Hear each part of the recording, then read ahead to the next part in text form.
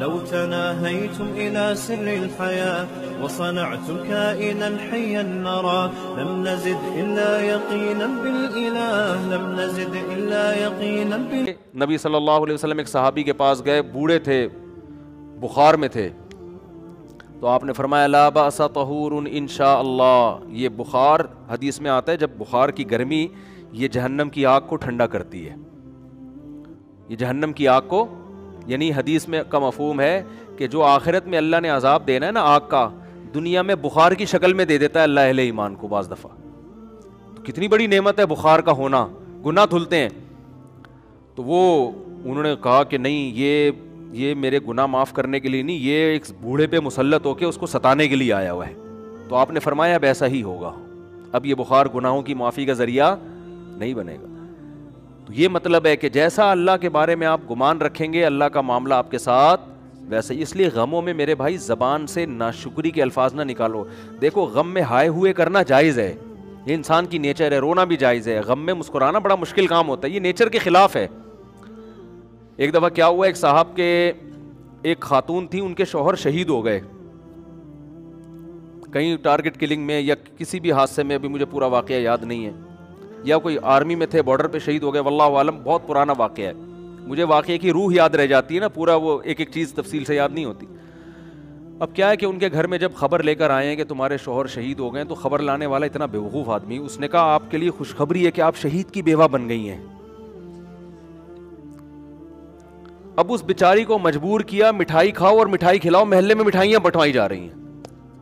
لوگ بھی کہہ رہے ہیں یار ماشاءاللہ دیکھو کیسا حوصلہ ان لوگوں کا کہ شہید پہ خوشی منا رہے ہیں. بھائی ٹھیک ہے، اللہ نے بہت بڑا مقام دے دیا، لیکن چاہے شوہر جنت میں ہی گیا ہو، عورت سے شوہر جدا تو ہو گیا نا. اب وہ بیچاری جو اس کے ریلیٹیو ہے نا، انہوں نے مجھے بتایا کہ وہ رو بھی رہی ہے اور اس کو کہہ رہے ہیں رونا نہیں ہے، رونا نہیں ہے، گناہ ملے گا، گناہ ملے گا. تو یہ کیا ہے؟ یہ بالکل شریعت کے خلاف تعلیمات ہیں. بھائی اس کو رونے تو بیچاری کو غم تو ہوا ہے نا، مٹھائی بٹھائی نہیں بنتی ایسے موقع پہ. شہادت بہت بڑا رتبہ ہے، شہید کے لیے ہے نا، وہ مٹھائی کھلائے، ٹھیک ہے نا. تو اس کو تو کھلا نہیں سکتے، قبر میں جا کے لڈو کھلائیں اس کو، اس کے لیے تو ہے. پیچھے رہ جانے والوں کے لیے تو غم ہے نا کہ آپ کا محبوب آپ سے بچھڑ گیا، بھلے جنت میں ہی گیا ہو، آپ سے تو بچھڑ گیا نا. ارے آپ کا جگری دوست امریکہ جا رہا ہو، خوش ہو، آپ پھر بھی رخصت کرتے ہوئے روتے ہو اس کو کہ بیٹا امریکہ جا رہا ہے. مایوں کی تمنا تھی میرا بچہ امریکہ میں جائے، کماؤ پوت بنے، پیسے کما کے بھیجے، لیکن جس دن جا رہا ہوتا ہے اس دن ماں خوش ہو رہی ہوتی ہے، رو رہی ہوتی ہے کہ بھائی مجھ سے تو بہرحال جدا ہو رہا ہے نا. باپ بھی پریشان ہوتا ہے، ماں بھی پریشان ہوتی ہے. تو یہ ایک بیٹیاں جب گھر سے رخصت ہوتی ہیں، اور آسان مثال، ماؤں نے خود شادی کرائی ہوتی ہے، ماؤں نے خود رشتہ طے کیا ہوتا ہے، وظیفے پڑے ہوتے ہیں، لیکن جس دن بچی رخصت ہوتی ہے ماں رو رہی ہوتی ہے، ہنس رہی ہوتی ہے. بولو نا. اب کوئی اس پہ اعتراض کرے، لو اتنی مشکل سے رشتہ ملا، یہ تو رو رہی ہیں، واپس کرو اس رشتے کو، بھائی لے کر آ بھائی، چل بھائی دفعہ یہاں سے. کیا خیال ہے؟ 50-50 یاد آتا ہے ایسے موقع پہ نا. کیمرہ لگا ہوا تھا، روتے ہوئے رخصت کیا نا ماں نے بیٹی کو. ڈرامے بھی ہوتے ہیں نا. تو وہ کیمرہ مین نے بتایا کہ کیمرہ آن کرنا بھول گیا تھا. اس نے کہا کم بخت اتنی مشکل سے کیونکہ یادگار ہوتی ہے نا، ساری زندگی دیکھنا ہے. اگر وہ نہیں روئے گی تو جب شادی کی ویڈیو بعد میں جا کے دیکھیں گے بولیں گے یار کیسی ماں ہے، روئی نہیں رہی، بچی رخصت ہو رہی ہے گھر سے. تو وہ کیمرہ لگایا ہوا تھا 50-50 میں، روتے ہوئے رخصت کیا جا رہا ہے.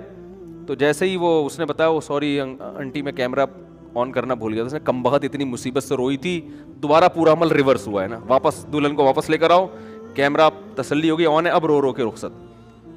یہ بھی ہوتا ہے، میتوں میں رو رہے ہوتے ہیں لوگ تکلف میں. خیر، لیکن حقیقت میں بھی ماں باپ اس دن، باپ بھی اکثر روتے ہیں، ماں بھی رو رہی ہوتی ہے، بیٹی گھر سے رخصت ہو رہی ہے. حالانکہ باپ نے بڑی دعائیں مانگی ہوتی ہیں اچھا رشتہ مل جائے، ماں نے بڑی دعائیں مانگی ہوتی ہیں، تلاش کی ہوتے ہیں، لیکن پھر بھی رو رہے ہوتے ہیں. تو ان کے رونے کو دیکھ کے کوئی یہ نہیں کہتا چپ.